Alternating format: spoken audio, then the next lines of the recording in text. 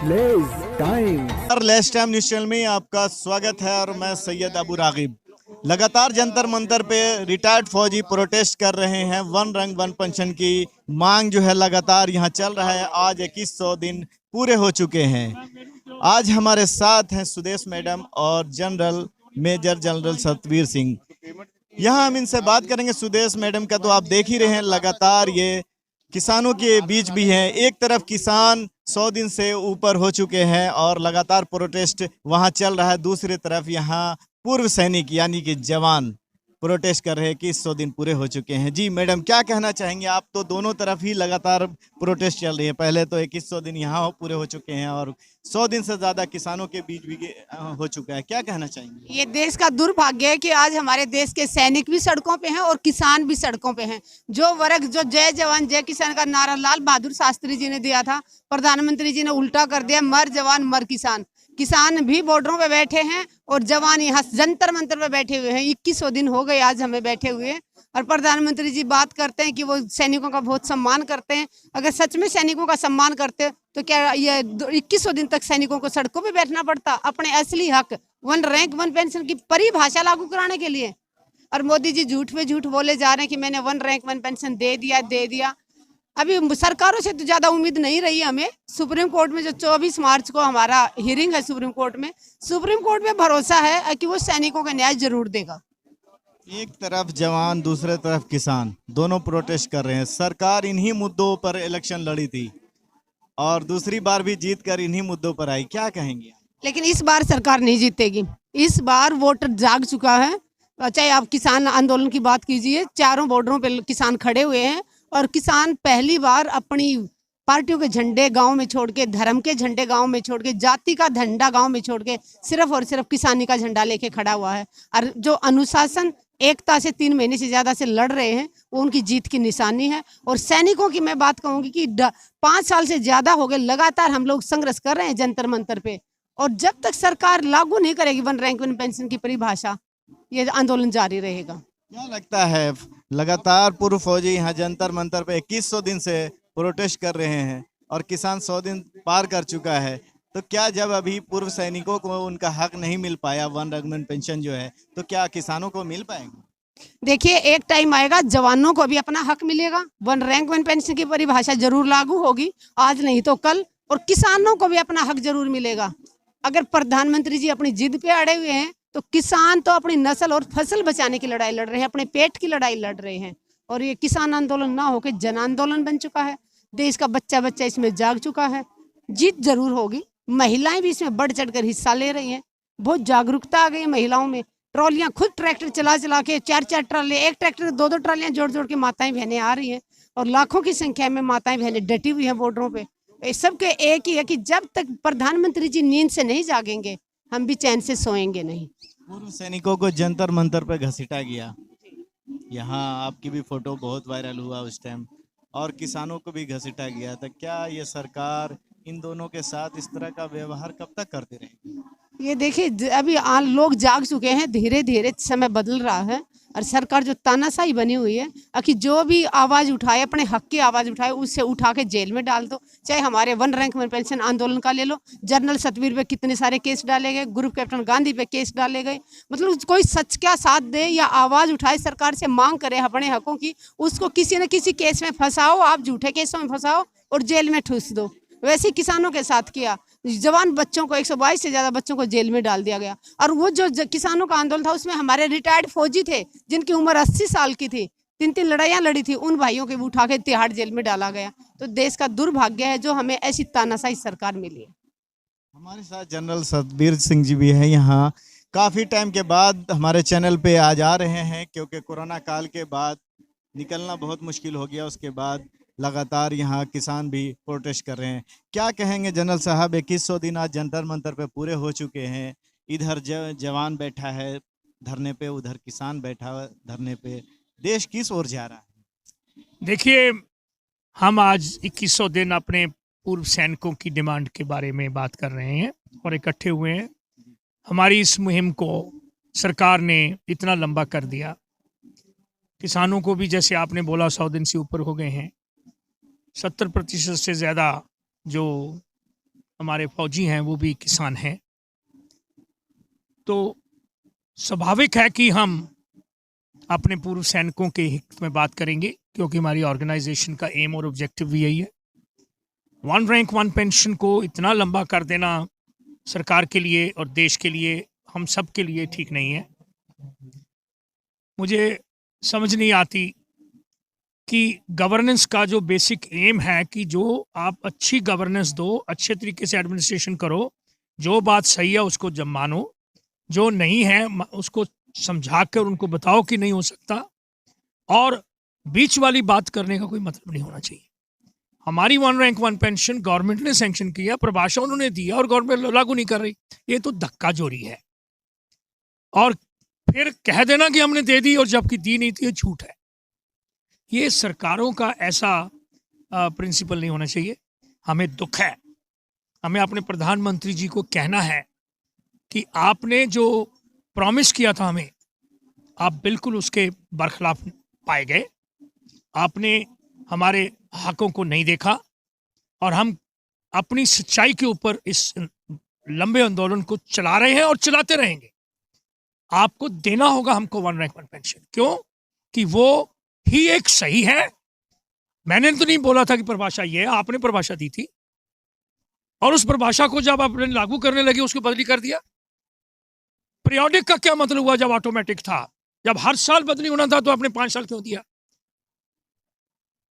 फिर वो one rank one pension नहीं है। प्रधानमंत्री जी या तो बात करिए, आप हमें बुला नहीं रहे हो, चिट्ठी उसका जवाब नहीं दे रहे हो, ऊंची ऊंची आवाज करते हो हर जगह के ऊपर कि हम किसानों के हित में हैं, हम जवानों के हित में हैं, हम रक्षा मंत्री बोलते हैं कोई भी हमारे पास आ सकता है। जब हम उनको डिमांड करते हैं कि हमें मीटिंग दो, वो दे नहीं रहे। तो क्या करें हम?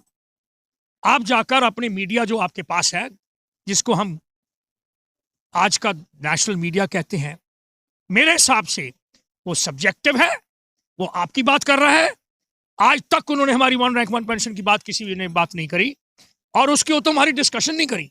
मैंने सभी मीडिया को लिखा है कि मेरी कोई भी मिनिस्टर हो, प्रधानमंत्री जी के साथ मैं बातचीत कर सकता हूं 1 to 1, वो हमारा प्रतिनिधि है, क्यों नहीं मेरे से बात करता? मैं अपने 31 लाख जवानों के बिहाफ से बात कर रहा हूं।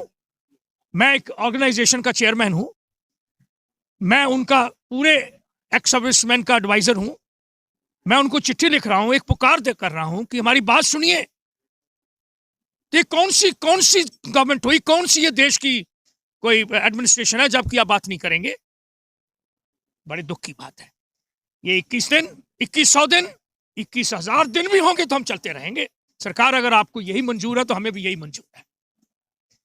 वन रैंक वन पेंशन हमारा हक है, हमें जल्दी से जल्दी दीजिए, हमारी चिट्ठियों का जवाब दीजिए, हमारे साथ बातचीत करिए, सुप्रीम कोर्ट के जजमेंट को मानिए, उनके ऑर्डर के ऊपर उसको एक्शन करिए।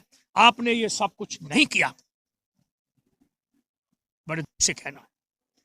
आपकी प्रोटेस्ट से ही निकल करके भी किसानों के बीच सुदेश मैडम खड़ी हैं और इंटरनेशनल कवरेज मिल रहा है, आप कैसा फील कर रहे हैं? देखिए, सुदेश को हमने पहले से ही बब्बर शेरनी बोला हुआ है और आज वो बब्बर शेरनी raise to the power n है। हमने इसको डेली सुना वहां पे और ये हर रोज पिछले 100 दिन से ऊपर 103 दिन हो गया जाती रही। आज आई है वहां पर भी हमने आज का दिन, क्योंकि ये सैनिक परिवार से हैं और हर रोज वहां बोलती हैं और इसकी एक एक बात में लॉजिक है, एक एक बात में वो अंदर से दिल से तड़पन है, सच्चाई है, शुद्धता है। ये एक वो नारी शक्ति है जिसमें ऐसी नारी शक्तियां माओं की कुखों से पैदा हों तो ये देश दुनिया का सबसे बड़ा देश बन जाएगा। आज अगर इसका नाम टाइम्स न्यूज में उसमें मैगजीन में आया है तो ये एक गांव की लड़की है, एक खेत की लड़की है। इसने दुनिया को दिखा दिया कि दाती से कैसे पट्टा काटते हैं। तो हम सारे मिट्टी के जनरल हैं, मिट्टी के सिपाही हैं, मिट्टी की औरतें हैं हमारी। हमको ये सफेद पोशी में मत ले जाओ और हम इसके ऊपर मान करते हैं। कहीं ना कहीं इसका श्रेय आपको भी जाता है कि जंतर मंतर से आपने त्राश कर, कहते हैं ना कि किसी को उस मुकाम पर पहुंचाने के लिए कोई ना कोई पीछे जरूर खड़ा है। देखिए, होनहार बिरवान के हो चीकने पात, हमने इसको देखा, हमारे अंदर से इनकी इसकी वेव्स डायरेक्ट हमने पाई। इन्होंने 813 दिन तक लगातार भूख हड़ताल करी वन रैंक वन पेंशन के लिए। तो ये एक कीर्तिमान है। ये भूख हड़ताल मरण अंश में गई, ये हॉस्पिटल में गई और हॉस्पिटल से उठकर फिर वापस आ गई। ये वो नारी है। ऐसी नारियां हमारे देश में और हों तो ये देश दुनिया के हर देशों को हर तरह से हरा सकता है। मैं इसको धन्यवाद करता हूं। या हमारे से उठी, हमारे बीच में से हुई थी, हमारे से बातचीत हुई, इसको कॉन्फिडेंस आया और वो कॉन्फिडेंस पूरे दुनिया ने देखा। सबको तो मान है ही, मेरे को पर्सनल मान है इसके ऊपर।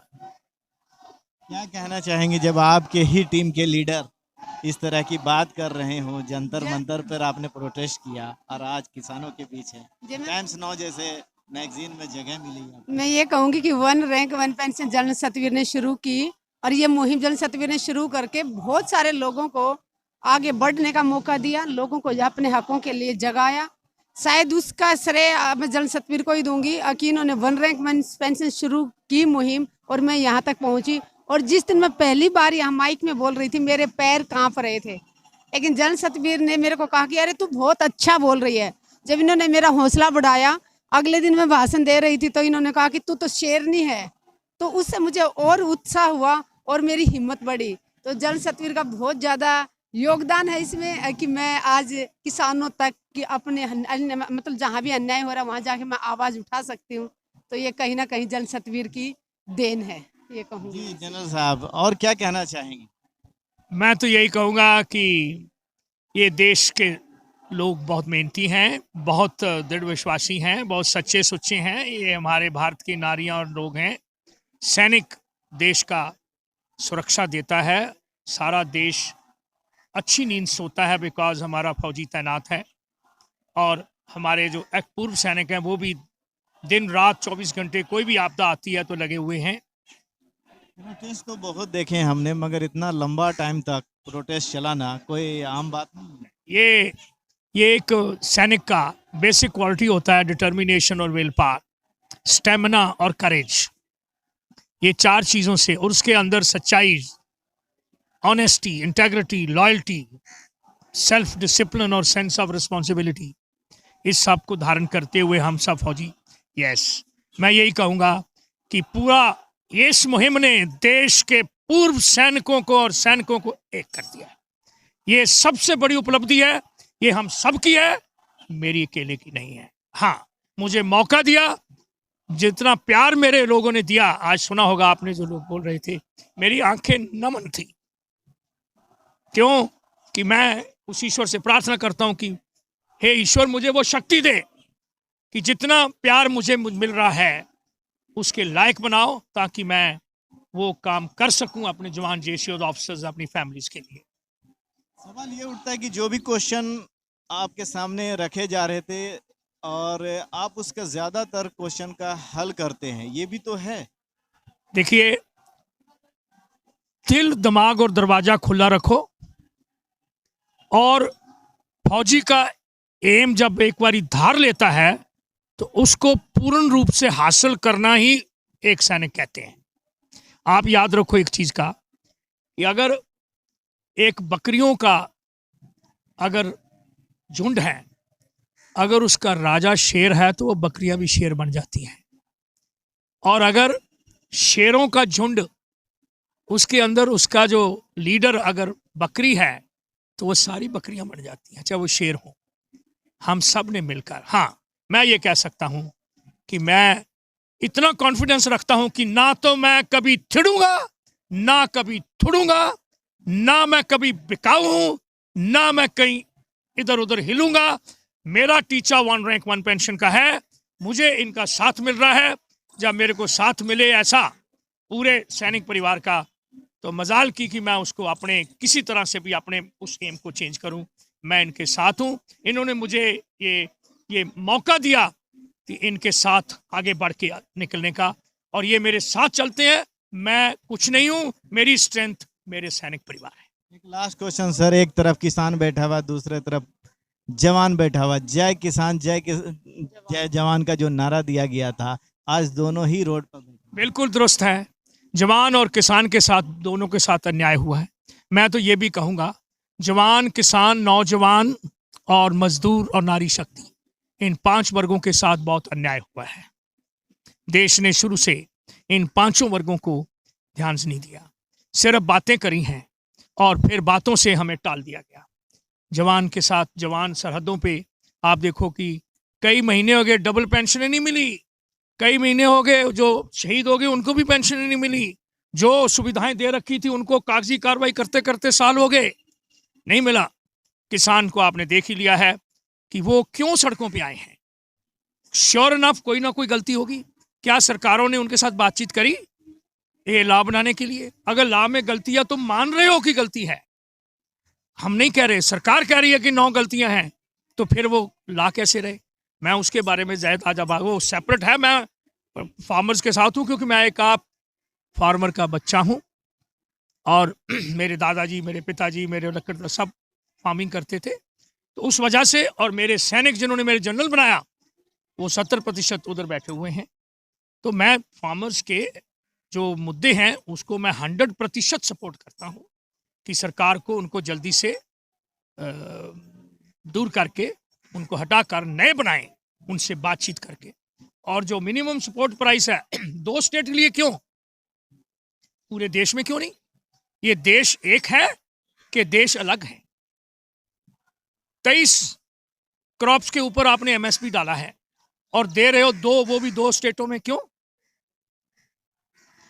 दूसरे स्टेट से, बिहार से, यूपी से, पंजाब में जाकर वो अपना धान बेच रहे हैं, क्यों?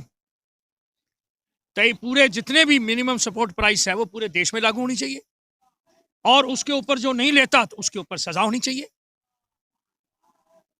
अगर सरकार ने ये पॉलिसी बनाई है, अगर तुम हटा रहे हो तो उसका उनसे बातचीत करो।